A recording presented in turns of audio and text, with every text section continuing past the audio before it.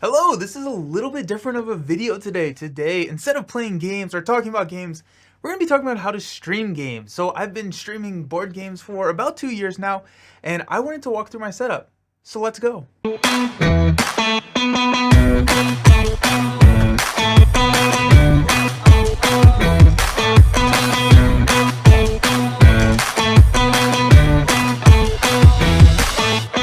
This video, we're going to be kind of talking about some of the equipment I use, cameras, lights, audio equipment. It's different for streaming, it's different for recording videos.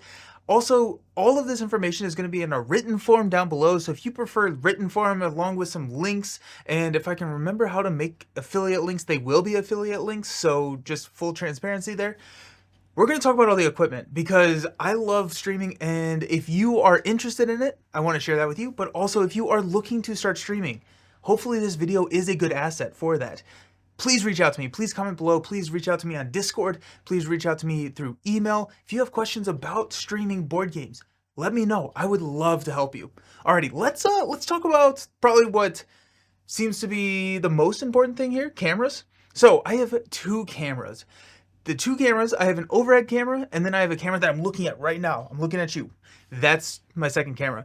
The overhead camera is a Sony a6400. This is a camera that I got about right as I got started streaming.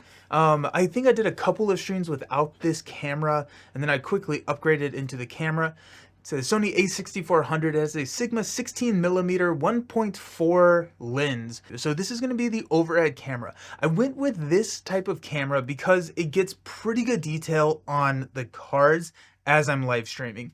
I'm usually recording in like 4K and then downsampling it to 1080 so that I can stream. However, in some of my two-handed plays, I am recording in a full 4K. And this camera has the ability to do that in 30 frames per second. You can do 1060, or you can do 1080 in 60 frames if you want. Now, the lens, I think, is probably the more important thing here.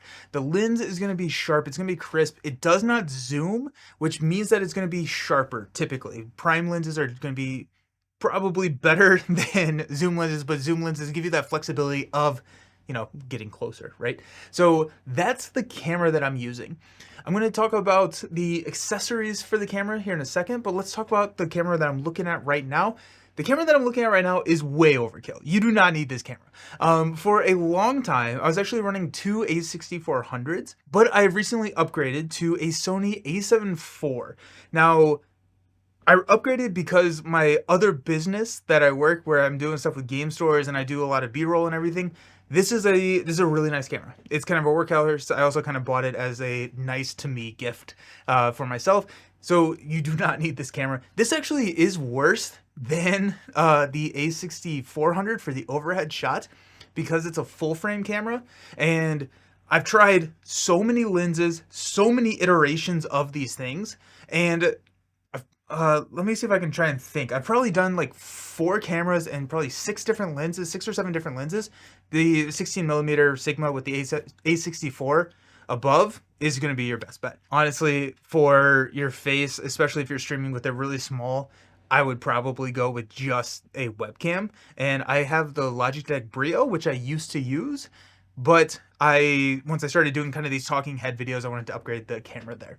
So those are the two cameras, Sony a6400, Sony a7 IV. So yeah, so that's the two cameras. Let's talk about the accessories for the cameras. Both of these are live streamed and pulled directly into my computer. Honestly, right now, as I'm recording this video, my face is right here on my screen and I can see myself. And so I never record into the camera. I record directly into the computer, and I use HDMI cables. For the Sony a64, you need an HDMI to a micro HDMI, because that's what plugs into the a64 itself. And then you're going to use Elgato Camlink 4Ks. Again, all of these links are going to be down below, but both those HDMIs run right into the Elgato. Then you can pull those into OBS. We'll talk about software here in a bit.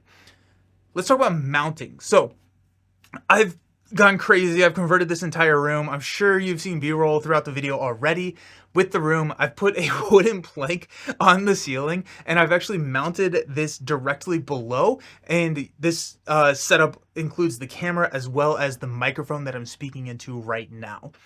Before I had that, I'm actually showing the tripod on the screen probably right now, if I'm doing my job correctly. It's a newer tripod. I think that's how you pronounce the brand name. But what I like about this is that it comes out and it extends like a 90-degree across the table. And this is what I did before I mounted everything to the ceiling. So I had the Sony A64 on this camera, mounted directly over about 90 degrees for most games. Sometimes I took it up to about like 70 to 65 degrees if I needed to capture a bigger part of the table. Again, that lens does not zoom, so that's what you're giving up in flexibility. Let's transition and talk about lighting. So lighting is probably going to be the most frustrating thing you will encounter when setting up your board game stream, your Marvel Champions stream, whatever you're doing. Lighting is frustrating. It's going to be tough.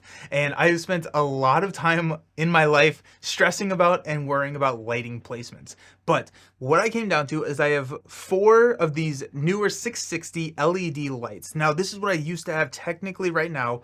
I have a different light and we'll talk about that. But until about 3 months ago from the publishing of this video, 4 of these in the corners of the room with the specific diffusers on them.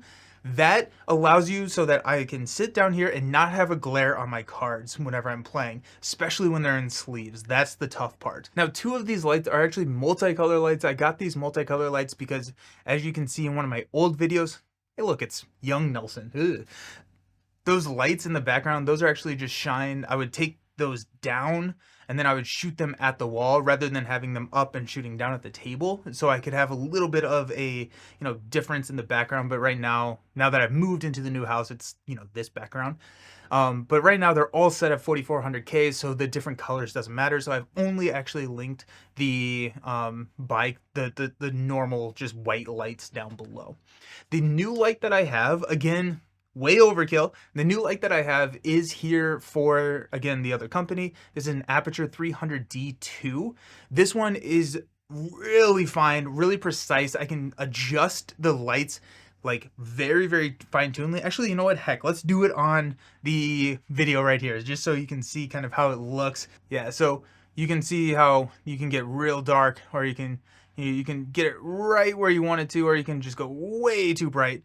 So, it gets really bright. So it gets really fine tuning. Again, you don't need this for anything streaming. This is literally here for my other company when I'm shooting all the B-roll. Make it really nice.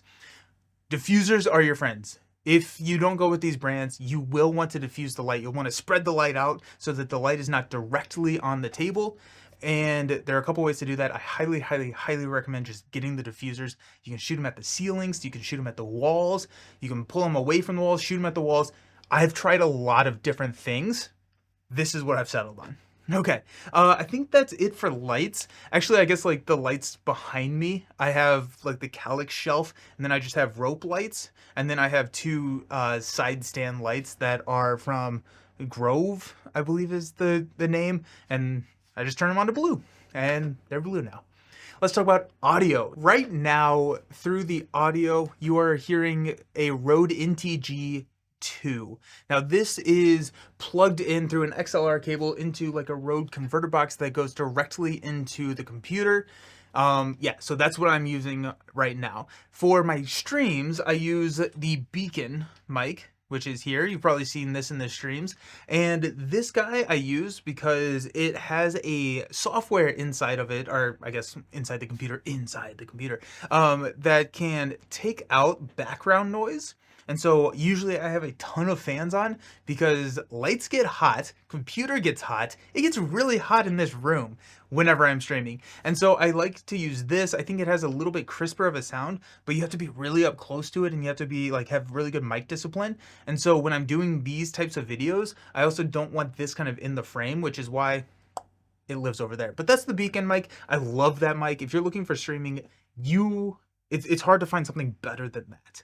I've tried a couple of different mics. That one's fantastic. So those are the main things that you're gonna need technology-wise for streaming. Also, like a computer, I have no idea what happens with computers. Computers are magic to me. So I will post like my computer build for you all to see. All I know is that I think I had a friend look at it and was like, is this gonna be okay for streaming? And they were like, yes, that's way more than you need for streaming. And so I bought it. So that's the computer. Link's going to be down below for all the specs, but I know the graphics cards and then the CPU are the ones that you really need to look out for. Make sure that you have the capability that you can encode the video and send it to your streaming platform. If you're doing a lot of like recorded plays, you don't need a crazy computer for that. You may for the editing, if you're going to do a lot of editing, but just kind of be thinking about that. I've done a lot of editing on just like my laptop too. This table that you're looking at now, this is a Game Toppers table. It's the Watson table. This is actually the newest thing to the studio. I bought this in December. I absolutely love this. It sits on top of a table. You can also get legs so that it can be its own standalone table, but I really like the inset. And again, this one I bought for the company because the inset, here, actually, you'll see B-roll of me doing it right now.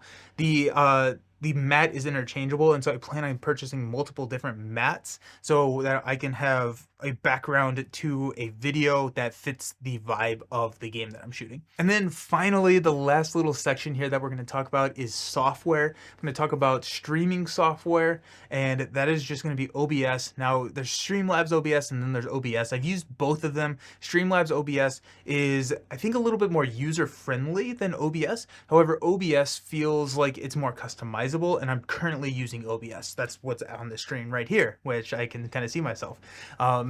So that's what I'm using for everything. That's what I'm using to record my videos. That's what I'm using to stream my videos. And I'll do a screen cap of kind of what it looks like on my side for a stream that I've recently done. But if you're looking to edit videos, I highly recommend DaVinci Resolve. It is a free program that is kind of complex and clunky to understand, but it's really powerful. That's what I do all of my editing on, and so that's what I would do. So whenever I like finish a stream, I download the stream, I cut it to the gameplay so I can upload it at that point. But DaVinci Resolve, fantastic. I was gonna say little piece of software. It's not little. It's a big piece of software. So DaVinci Resolve is fantastic. I guess like I have a lot that goes into the stream. So if you have a specific question about something that you have seen on my stream before, just reach out, because I think at this point the video is just gonna get me rambling, and honestly, like I could talk about this for hours. I have not looked at how long this video has gone so far, but we will be cutting some things out because I can see that it's going to be a long video. I am really passionate about this, and I want to help you all. If you have questions or if you want to know more, even if you don't want to stream, you're just curious about something, ask me, because I have a lot of fun. I have a lot of fun with it. So thank you all so very much for watching. I appreciate it. Again, ask questions, Discord, comments, email, whatever, just let me know. I appreciate y'all. Thanks. I'll see you around. Peace.